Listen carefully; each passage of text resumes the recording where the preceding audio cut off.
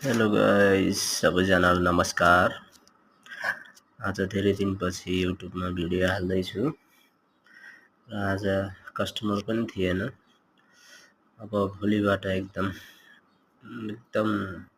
एकदमै कस्टमर हुन्छ, किनकि अब भोलिदेखि ईद सुरु छ र एकदम बिजी भइन्छ। थोरै मानि 14, 15, 16 घण्टा जति काम गर्नुपर्छ। फास्टफुडमा 16 घण्टा काम गर्ने भनेको एकदम गाह्रो हुन्छ, एकदम कठिनाइ हुन्छ।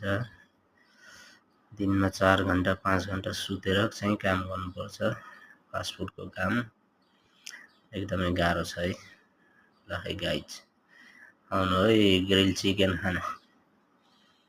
यो चाहिँ ग्रिल चिकन हो, हर्फी फास्टफुड, साउदी अरेबियाको एकदम फेमस बर्गर।